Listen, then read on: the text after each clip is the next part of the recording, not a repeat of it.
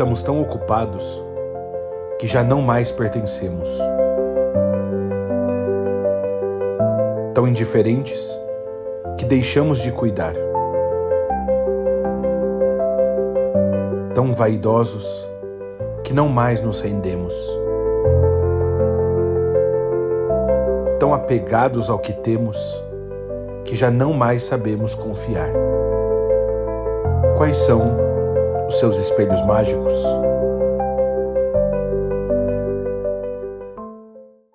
Olá pessoal, tudo bem? Sejam muito bem-vindos ao nosso canal do YouTube da Comunidade Encontro. Esse espaço tem como objetivo compartilhar as nossas reflexões que acontecem aqui no contexto da nossa comunidade. Você, claro, é sempre convidado a compartilhar esse canal com seus amigos, com seus familiares. Para você que mora aqui na região da Grande Florianópolis, também é sempre convidado a estar presente aqui nos nossos encontros que acontecem no Centro Empresarial Terra Firme, no Auditório Ático. E para você que mora em outras cidades, em outros estados, em outros países, é muito bom estar aí na sua casa, no seu celular, no seu laptop, mesmo que à distância, mas trazendo as reflexões que acontecem aqui no contexto da nossa comunidade. Pois bem, nós estamos nessa série de reflexões chamada Espelhos Mágicos. Essa série nos convida a refletir sobre as nossas vidas, ou quais são as distrações das nossas vidas. Há uma frase do livro Pequeno Príncipe que me é muito especial, diz o seguinte: o essencial é invisível aos olhos. Quantas vezes nós buscamos aquilo que é o essencial nas nossas vidas, a partir da performance, a partir daquilo que é externo, a partir daquilo que é material, a partir daquilo que é rentável, quando o essencial ele não é visível aos olhos, mas ele sim está presente na sabedoria, nos ensinos, nos princípios e valores do reino de Deus. E essa linguagem de espelhos mágicos é também oriunda das artes e da música, que busca justamente apontar para aquilo que é distorcido. Quando nós olhamos para o espelho, nós enxergamos um reflexo distorcido de quem nós somos, ou que nós projetamos, fruto também da marca do pecado em nós. Ou seja, quais são as distrações, o que tem tomado os meus pensamentos, o que tem tomado as nossas ações. Essa série é uma autoanálise. Ela nos convida a refletir sobre as nossas vidas. Nós iniciamos essa série falando sobre o espelho mágico ou a distração da agenda cheia. Na semana passada nós falamos sobre a autossuficiência ou quando eu me basto. Os riscos dessa vida em si mesmada ou orientada para si e como Deus nos conduz a uma vida outrocentrada. E hoje nós falaremos a partir desse tema provocativo, a minha melhor versão. A minha melhor versão. Você já ouviu essa frase em algum momento? Ela é uma frase muito comum nos círculos de desenvolvimento pessoal, nos círculos de performance, de autocuidado e assim por diante. Pois bem, de 100 anos para cá, um conceito que temos utilizado muito em nosso meio é o conceito de realização da vida. A realização como fruto do trabalho, dos esforços, da capacidade, a realização como sinônimo de conquistas da vida. Mas o detalhe é que falar sobre realização da vida é algo recente na história. No mundo antigo, você nascia, crescia e morria na mesma família e vilarejo.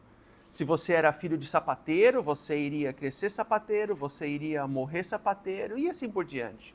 Mas o que nós temos hoje no mundo é muito diferente, é o rompimento desses limites, é o rompimento dessas bolhas geográficas. Pessoas sonhando em viver em diversas partes do mundo, pessoas planejando experiências a partir das viagens ou novas oportunidades profissionais que jamais eram imaginadas há 50 anos atrás, fruto de toda a tecnologia e assim por diante. Ou seja, sonhar, construir em ter uma vida de realizações na família, nos negócios, é uma realidade na construção da sociedade hoje.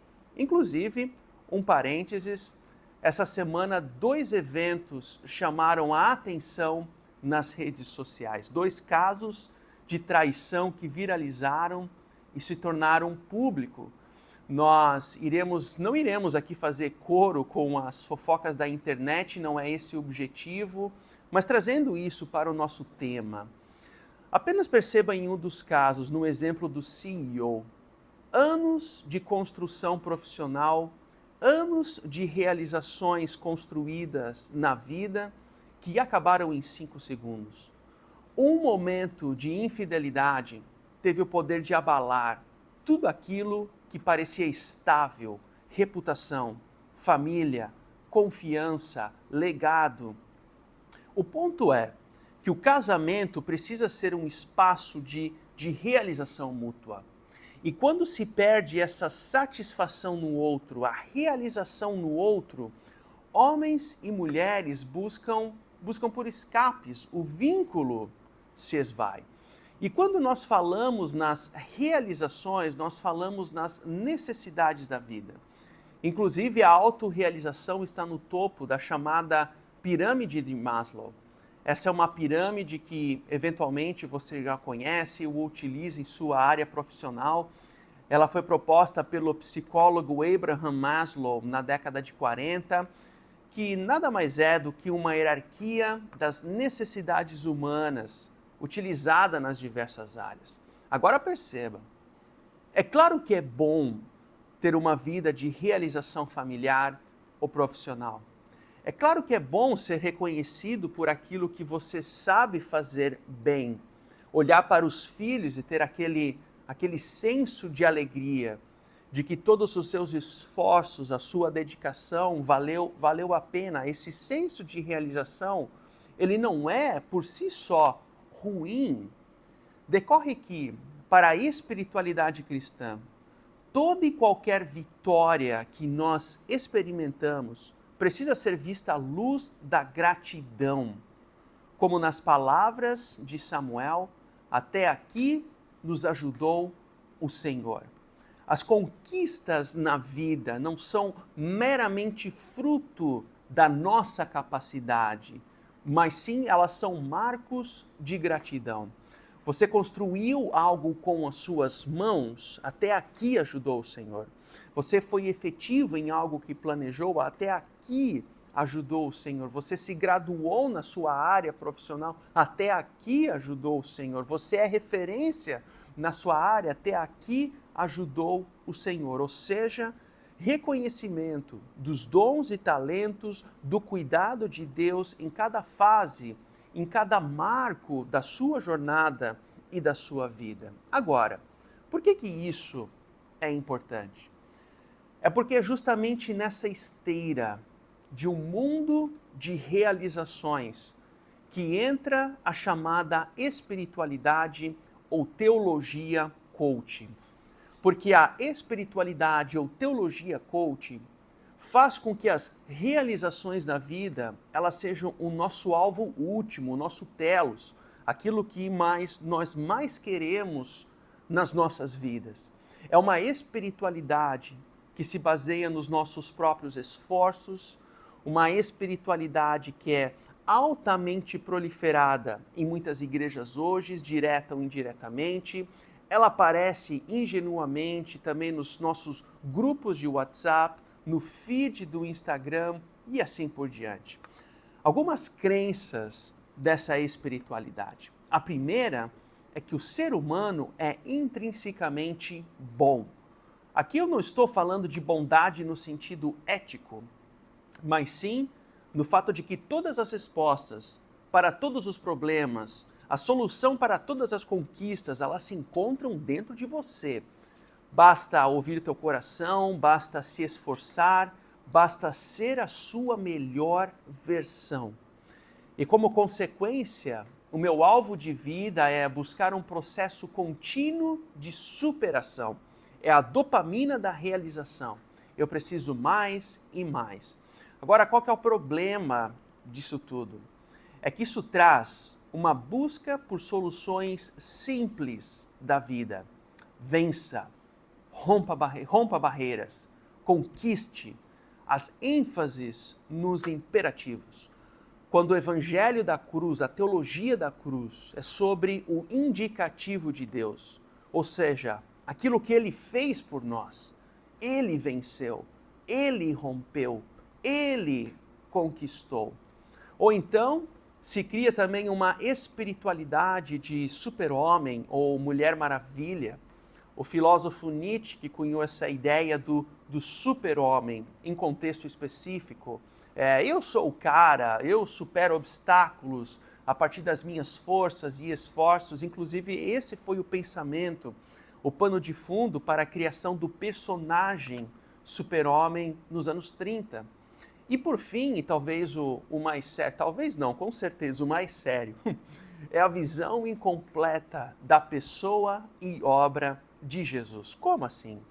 A graça de Deus, a graça é trampolim para eu crescer na vida. A minha força, o meu esforço completam, a minha performance completa aquilo que Jesus não conseguiu completar na cruz.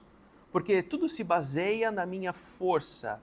E se tudo se baseia nas minhas conquistas, então eu nego quem Jesus é. O que a sabedoria bíblica tem a dizer ou tem a falar a respeito disso? Interessante que certa vez Jesus estava orando e de repente os seus discípulos vêm até ele. E então Jesus pergunta: quem as multidões dizem que eu sou? E eles respondem. Alguns dizem que é João Batista, outros Elias, e ainda outros que é um dos profetas do passado que ressuscitou. Ou seja, profetas, pessoas que vinham do imaginário popular cultural da época. Hoje, se Jesus fizesse essa pergunta, as respostas seriam: Jesus, o maior psicólogo que já existiu. Jesus, paz e amor. Ou seja, eram respostas daquilo que se vinha do imaginário popular das pessoas. Mas agora é o ponto. Percebam que Jesus avança na pergunta a partir desse questionamento. E vocês, o que dizem? Perguntou. Quem vocês dizem que eu sou? É nessa pergunta que Jesus estava interessado. Um dos comentaristas desse texto faz um apontamento sobre esse verbo perguntar. Aqui não se trata meramente de uma curiosidade. A construção dessa palavra era também utilizada em investigação judicial, ou seja, carrega o sentido de avaliação do coração. É Jesus quem faz o diagnóstico do coração. É Ele quem questiona. Ele quer saber quem Ele é para os discípulos. Mas o que isso tem a ver conosco hoje? E se Jesus fizesse essa mesma pergunta para você? Quem eu sou para você? Você já parou para pensar na seriedade disso?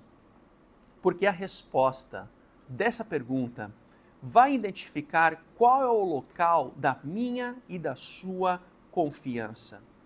Se a minha confiança está em Deus, que é Pai, e provê nas minhas necessidades, ou se eu sou o local da minha realização e da minha satisfação, essa pergunta ela vai revelar se eu tenho toda a minha satisfação e realização plena depositada em quem Cristo é, ou se eu busco a partir dos meus próprios esforços, da minha performance, as minhas realizações.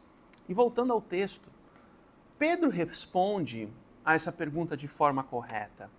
Tu és o Cristo de Deus. Ou seja, é uma confissão.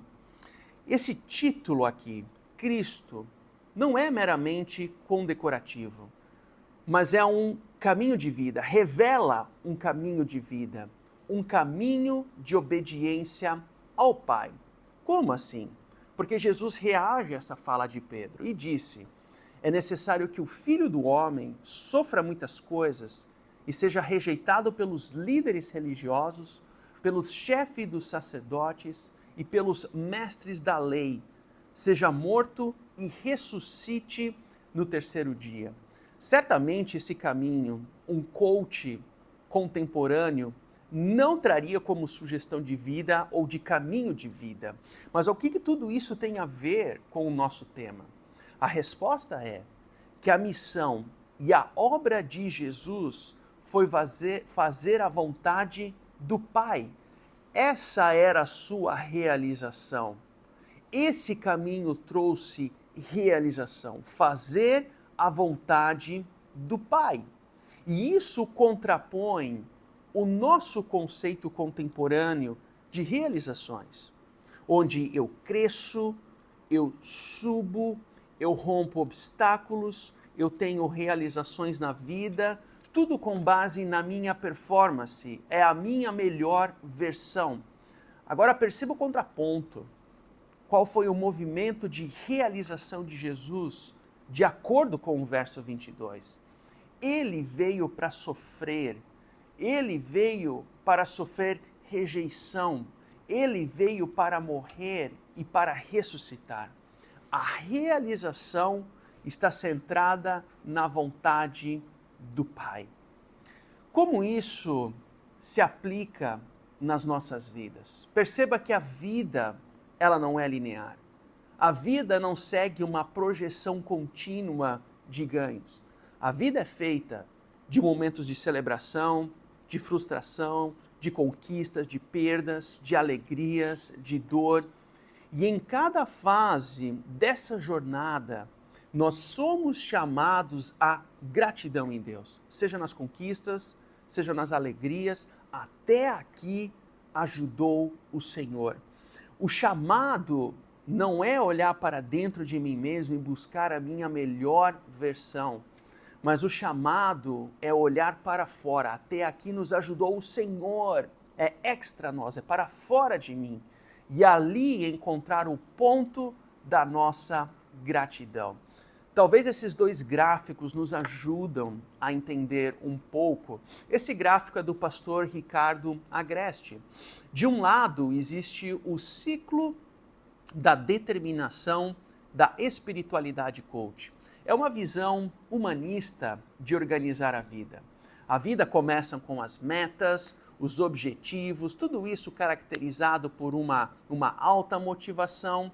O problema não está na meta por si só, mas entender que a vida ela também é feita por obstáculos, por contratempos, e esses contratempos nos conduzem à desmotivação, que resulta na frustração e assim por diante. Não são poucas as vezes em que essa frustração também gera outras dores, doenças como a ansiedade e a depressão e assim por diante. Isso é muito comum de perceber na dinâmica da clínica pastoral. Pois bem, o problema desse ciclo é que nós construímos uma vida sem uma reflexão prévia. Qual é o tempo de Deus na minha vida? Qual é o tempo de Deus na minha vida pessoal, familiar, profissional? Ou seja, Eclesiastes 3. Qual é o tempo de Deus em toda a minha existência? Existem coisas que eu gostaria de fazer, mas o tempo de Deus é outro. O tempo de Deus é, por exemplo, investir na família, o tempo de Deus é trabalhar e aproveitar a vitalidade que a idade ainda me traz. Ou seja, isso é um ciclo do discernimento. Entender qual é o meu momento, qual é o tempo de Deus na minha vida, é uma percepção do que Deus está fazendo na minha história, na história da minha família, da minha vocação no momento presente. E esse discernimento me conduz a um engajamento, ou ação, ou planejamento, nada de errado em relação a isso. Agora, as práticas espirituais, a leitura da palavra, a vida em comunidade, nos trazem essa perseverança nos momentos bons e nos momentos de adversidades, porque os contratempos, eles existem. As disciplinas espirituais nos tornam sensíveis a esse agir de Deus em nós. Enfim, isso tudo nos leva à gratidão, porque Ele está conosco. A vida é caracterizada por esse ciclo do discernimento. E nesse processo, Deus traz alegrias, nesse processo Deus fecha portas, nesse processo Deus pode permitir com que nós venhamos a experimentar realizações, conquistas ou talvez frustrações, mas tudo o que nós experimentamos está na confiança de que até aqui nos ajudou o Senhor. Não está na nossa melhor versão, mas na certeza de que Ele se faz presente nas nossas histórias e que Ele nos conduz pelos seus caminhos. Por isso, agradeça a Deus por suas conquistas. Sim, você se esforçou, planejou, trabalhou duro, mas quem te deu o fôlego da vida? Quem te sustentou nos dias difíceis? Quem colocou as pessoas certas ao seu lado? Quem traz a sua graça, o seu amor, se sacrificou por você para que você hoje possa exercer as suas atividades, cuidar da sua família, cuidar de você, ser um profissional na sua área e assim por diante. Confie também em Deus em meio às adversidades. Adversidades não mudam o caráter de Deus. As adversidades são muitas vezes a escola de Deus para o nosso forjamento, é o amor dele por nós. Reescreva também a sua definição de realização. Muitos consideram a realização como o fruto do meu status, da minha performance ou do meu acúmulo, mas Jesus nos convida a outro caminho. A realização está em fazer a vontade do Deus Pai. Por fim, uma história dentro desse tema que me inspira é essa de Jason Brown, um ex-jogador da NFL. E aos 26 anos ele estava surfando na crista da onda, com um contrato de 37 milhões de dólares, jogando em um dos melhores times da NFL. Ele chegou a ser o jogador mais bem pago da sua posição, até que, em determinado momento, ele disse: chega. Ele teve a percepção de que Deus o estava conduzindo para outros planos. Então ele decide comprar uma fazenda e plantar batatas. Plantar batatas para distribuir alimentos para famílias em necessidades. Só que ele tinha um problema, ele não sabia plantar batata. Então ele começou a assistir vídeos no YouTube, planejamento, sobre como ligar o trator, como plantar, como colher e tudo mais. Assim ele criou um ministério, onde uma porcentagem da renda é destinada para a manutenção da fazenda e a outra para doações a famílias carentes. Realização. A melhor versão do Jason não foi quando ele brilhava nos campos da NFL, do futebol americano, mas quando ele decidiu viver para cumprir a vontade do Pai que o enviou. Que essa seja também a nossa história e inspiração. Viver a vontade do Pai. E que a graça e o amor de Jesus cuide de você, que Ele te ensine a como colocar cada conquista no lugar certo, diante dEle, com gratidão, e cada fracasso também diante dEle, aos pés dEle em confiança, porque Ele é fiel e Ele te conduz na história. Até semana que vem.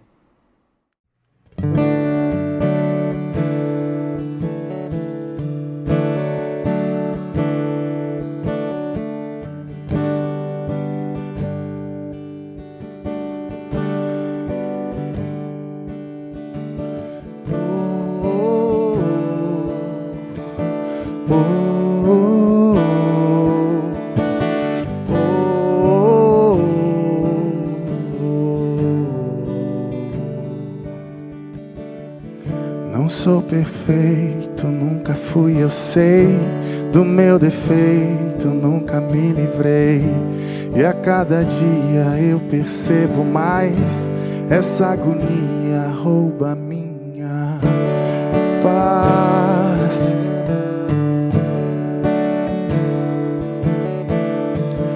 Já magoei quem eu disse amar, ignorei quem quis me ajudar.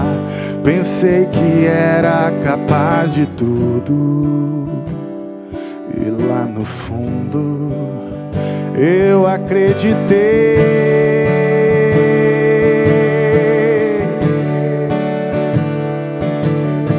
Sou impagável, incurável, indomável por mim mesmo.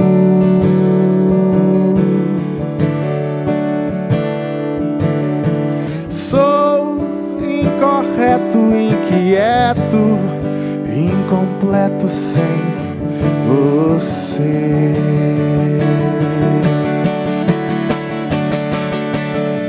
Mas tua graça é mais, teu amor é o que me traz pra mais perto da tua paz, sem me esquecer jamais.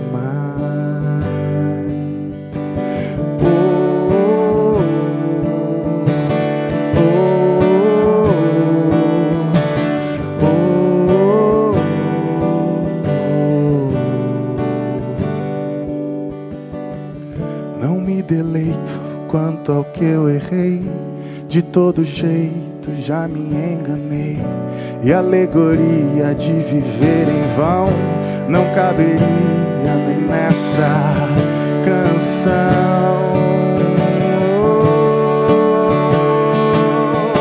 Sou impagável, incurável, indomável por mim mesmo.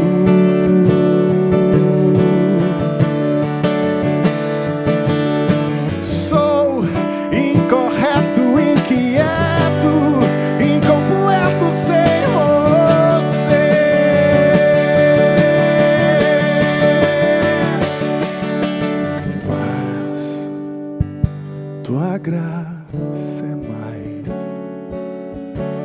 teu amor é o que me traz pra mais perto da tua paz, sem me esquecer jamais.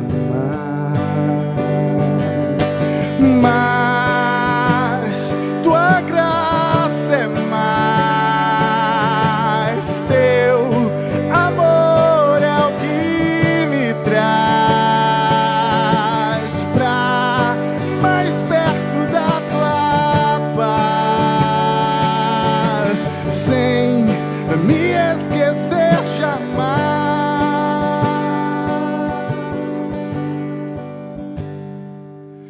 E mais perto quero estar, meu Deus, de ti,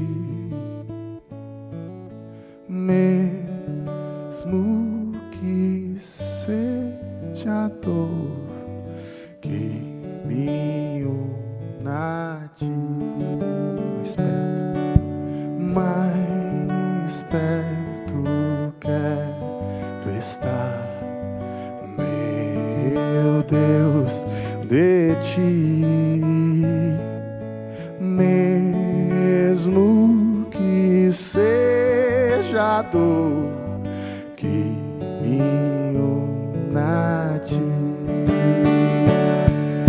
Sempre hei de suplicar, mais perto quero estar,